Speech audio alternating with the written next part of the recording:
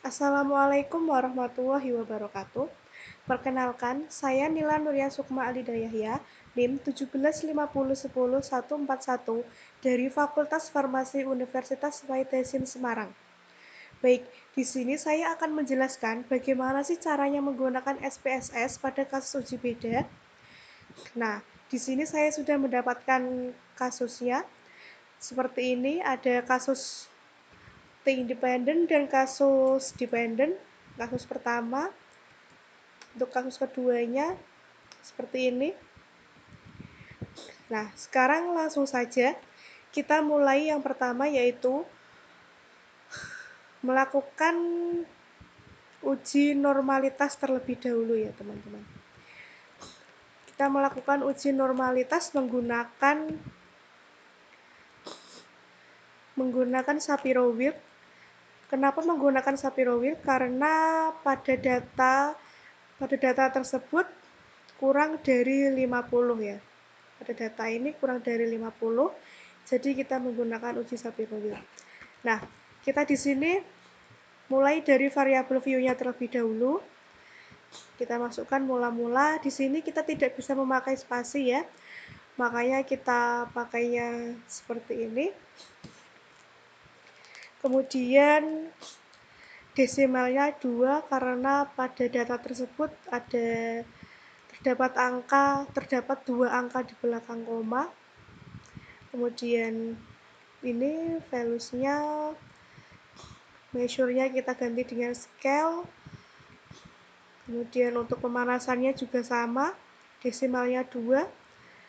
Sama ya teman-teman, seperti ini. Kemudian kita masuk ke data view.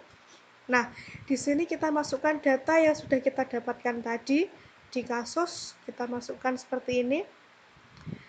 Kemudian untuk mencari uji normalitasnya, kita dengan cara klik analyze, kemudian descriptive statistik, kemudian kita klik export. Nah, ini awalnya berada di sini ya teman-teman ya, dependent ini ada di sini, kemudian kita pindahkan ke sini. Setelah itu kita klik plot. Nah, kita klik yang none, kita centang normality plotnya, kemudian kita continue, kita oke. Nah, ini terdapat hasilnya, yaitu dengan menggunakan ini kita mendapatkan signifikan mula-mulanya itu 1,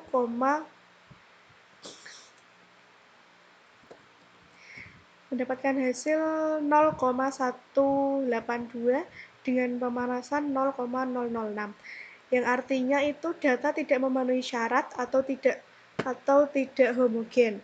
Nah, kalau data yang kita dapat tidak normal atau tidak homogen, kita tidak perlu melanjutkan ke uji homogenitas.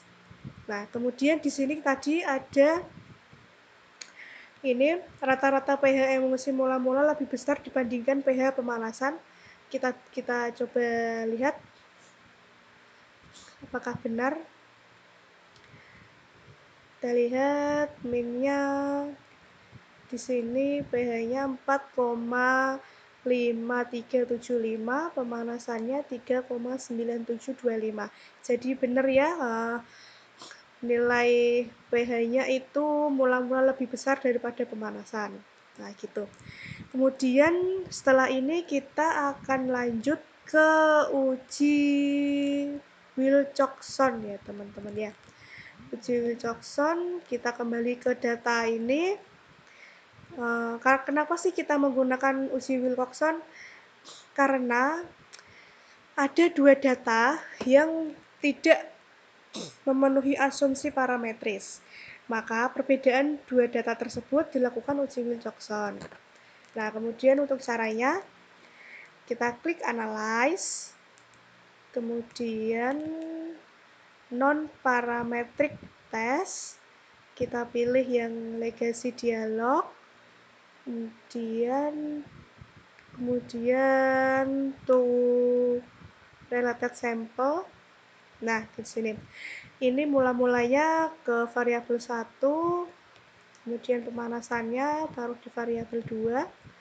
Gini, kemudian kita centang pada uji Wilcoxon-nya. Kita oke. Nah, kita mendapatkan hasil seperti ini.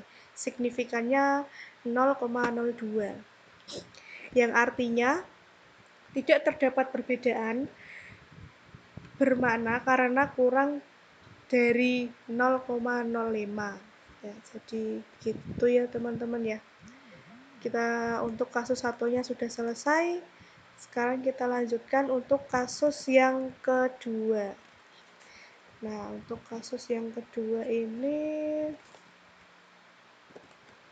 nah, untuk kasus yang kedua, kita masukkan dulu datanya, kasusnya seperti ini ya teman-teman. Nah, kita dapat kasus seperti ini. Ada merek minuman, kadar sakarin, lokal, impor gitu ya. Kemudian kita cari, nah di sini kita masukkan terlebih dahulu variabel view-nya sama seperti yang kasus pertama tadi, lokal dengan desimal 2 karena tadi terdapat 2 angka di belakang koma. Kemudian measure-nya kita ganti dengan scale, impornya juga sama, desimalnya 2 seperti ini ya, sama. Kemudian masuk ke data view. Nah, di sini kalau sudah kita masukkan semuanya datanya ini tadi, yang ini kadar sakarinya ini kita masukkan. Kalau sudah, kita cari uji normalitasnya terlebih dahulu. Sama ya teman-teman ya, kayak tadi, mencari uji normalitas terlebih dahulu. Kita klik analyze, kemudian descriptive statistic, kita klik explore. Nah, seperti ini. Sama, kita pindahkan semuanya ke dependent list. Kalau sudah seperti ini, kita klik plots.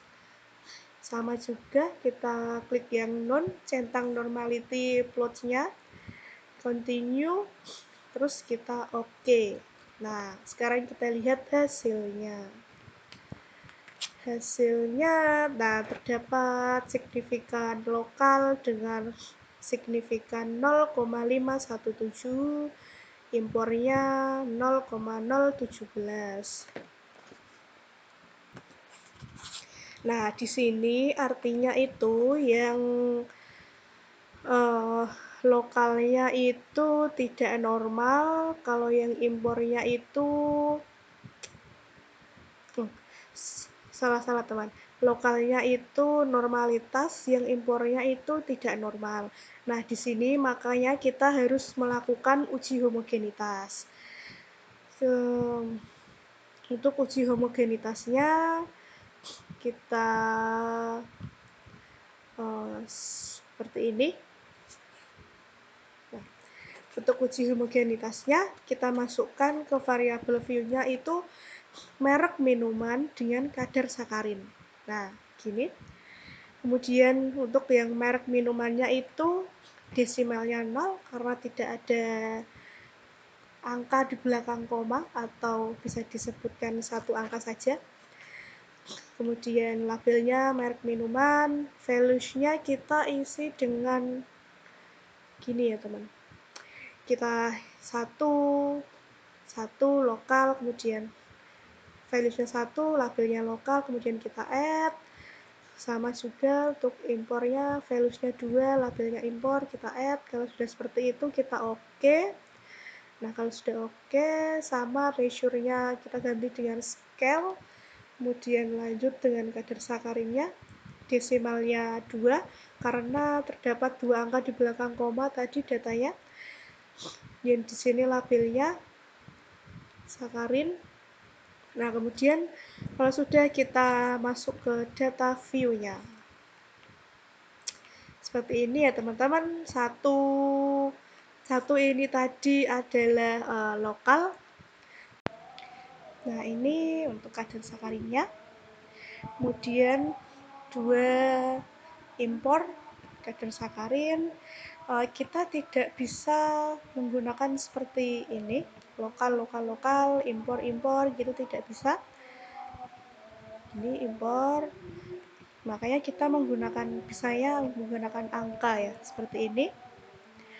Nah, kalau sudah, kita akan melakukan uji Madman-Whitney dengan cara kita klik analyze, kemudian kita pilih yang non parametric test, kita pilih legacy, kemudian kita pilih two independent sample.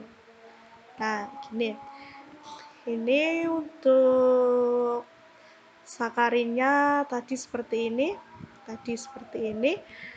Kita pindahkan untuk sakarinnya, kita pindahkan ke variabel. Untuk minumannya kita pindahkan ke grouping variabel. Nah, kemudian di sini kita isi 1, sini 2, terus kita continue, kita centang yang man with name gitu. Kemudian ini tidak penting ya. Oke, continue, kemudian kita oke. Nah, kita mendapatkan hasil seperti ini. Mana ini hasilnya? Nah, nih. Kita mendapatkan hasil signifikannya itu 0,310, yang artinya ini lebih dari 0,05. Tidak ada perbedaan antara merek lokal dan impor. Nah, kalau misalnya nilai hasil ini kurang dari 0,05, ada perbedaan. Nah, jika lebih dari 0,05 itu tidak ada perbedaan. Nah, seperti ini. Sudah. Seperti itu saja ya teman-teman. Selebihnya saya minta maaf jika ada kesalahan kata-kata. Cukup sampai di sini dulu ya. Terima kasih. Wassalamualaikum warahmatullahi wabarakatuh.